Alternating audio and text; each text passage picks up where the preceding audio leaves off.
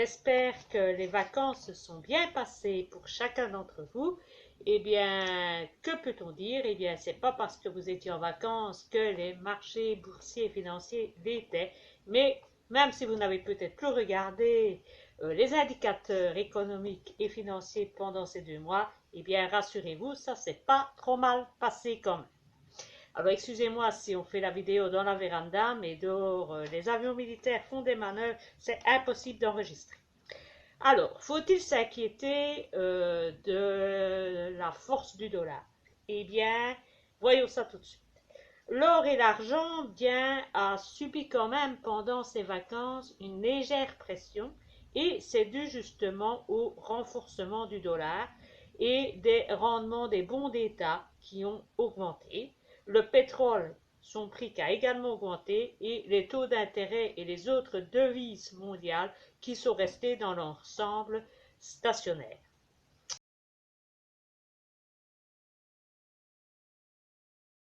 Par conséquent, ceux qui en ont profité le plus, ce sont ceux qui détenaient du dollar plutôt que les autres actifs, y compris l'or et l'argent.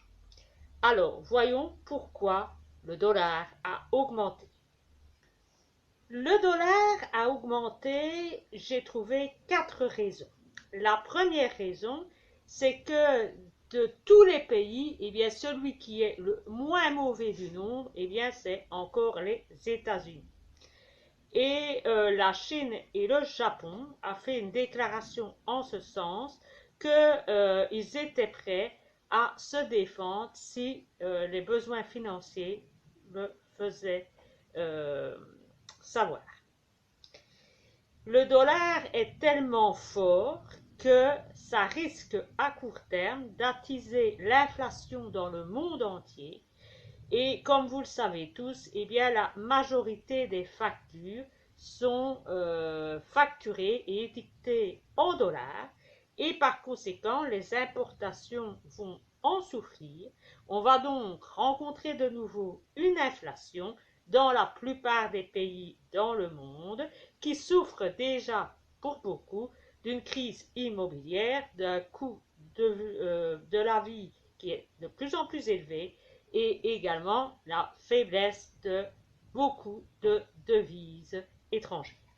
Deuxième raison qu'on peut invoquer, c'est que la Chine ne se porte pas bien. On avait cru à une forte évolution après leur sortie de leur confinement, que ça allait, grâce à eux, contrecarrer la mauvaise situation mondiale. Et bien, il en est tout autre. La Chine ne va pas bien du tout à différents secteurs d'activité.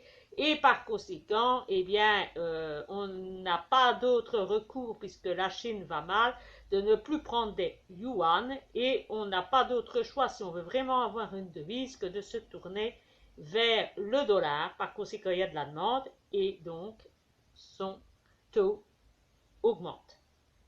Troisième raison, c'est que la communauté européenne et le Royaume-Uni, eh bien, leur situation économique va tellement mal qu'ils viennent d'annoncer qu'ils allaient évidemment, dans un prochain avenir, être obligés de diminuer les taux d'intérêt et de le faire avant les États-Unis.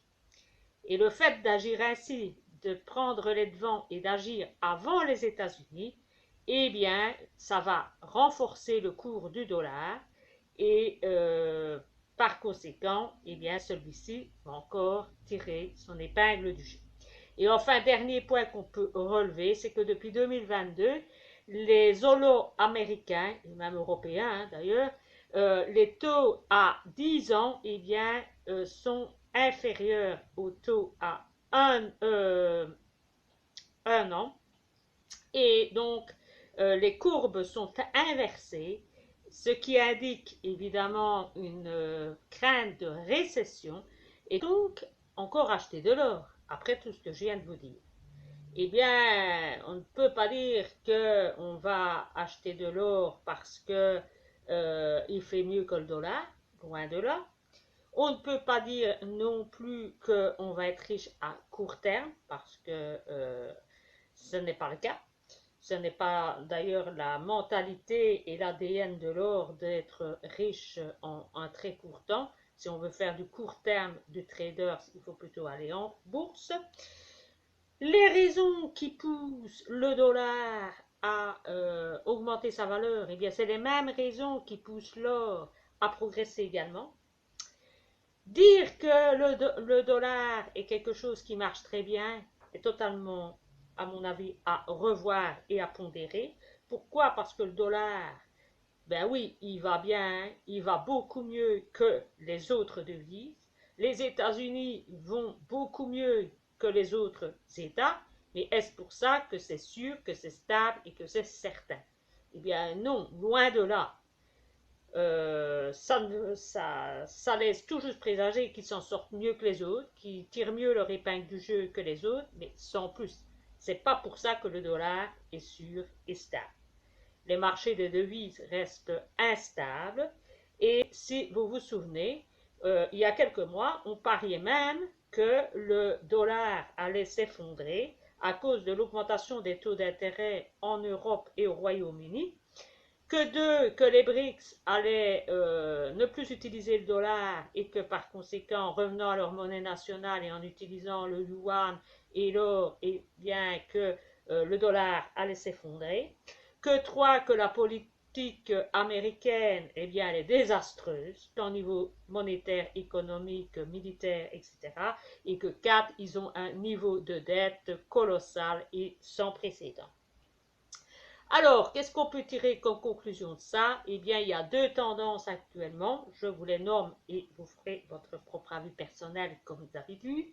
Il y a ceux qui disent, eh bien, au final, les Américains s'en sont pas mal sortis du tout et ils restent les meilleurs au monde. C'est la première version. Et la deuxième, ce sont ceux qui disent, oui, ils s'en sortent, mais c'est leur dernière salve d'honneur avant de s'effondrer définitivement. C'est le dernier round avant l'effondrement. À vous de faire votre choix sur l'avenir du dollar. En attendant, ça reste encore un moyen à certains moments de pouvoir investir et de profiter encore un petit peu. Et l'or, eh bien, reste une assurance, une protection contre les avoirs que vous possédez et de vous prémunir contre les conséquences néfastes que ceux-ci pourraient souffrir à court, moyen et long terme.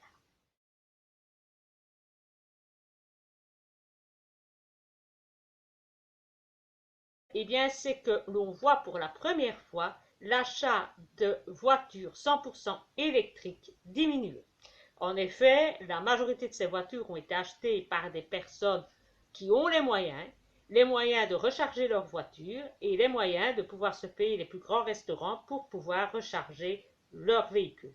Actuellement, toutes les personnes qui avaient ces moyens financiers eh bien, ont acheté ce qu'ils avaient acheté et maintenant on se retrouve vers une autre catégorie de clients, les personnes de moyens revenus et peu de revenus et pas sûr que ceux-ci vont investir avec un coût de la vie plus élevé et des inquiétudes financières à court et à long terme. Deuxième information qu'on peut retenir, c'est que en France, les comptes à terme sont montés à 3,8%, on touche pratiquement et on frôle les 4% bruts par rapport à un marché immobilier qui donne encore un rendement de 1%. Par conséquent, bien, la majorité des gens eh bien, trouvent la facilité et les revenus garantis les plus faciles, c'est les comptes à terme. Et ça peut être aussi ce qui parfois influence certaines personnes à ne pas acheter de l'or et de retourner encore un petit peu vers des comptes à terme. Alors un dernier point, et là qui est plus inquiétant, il y a un risque systémique à court terme en France avec l'entreprise Altis qui a 60 milliards de dettes, avec beaucoup de problèmes judiciaires à la clé également, et des problèmes de liquidité et par conséquent ils sont sur le point de négocier et de vendre une grosse partie, si ce n'est pas la majorité de leurs actifs, principalement SFR et des data centers, pour essayer d'être le plus liquide possible pour rembourser leurs dettes, à savoir que l'État français évidemment est de la partie et les banques françaises également, ce qui, en cas de défaut de paiement, pourrait mettre en difficulté les banques françaises. Donc, c'est à surveiller. Il y a un gros risque là-dedans. Et si cette entreprise décide de vendre tous ces actifs que je viens de vous nommer, eh bien, il restera plus beaucoup d'actifs et de capital dans cette entreprise. Et ce sera également quelque chose qui risque à long terme de mal se passer. Donc, à surveiller pour l'automne. Cette fois, j'en ai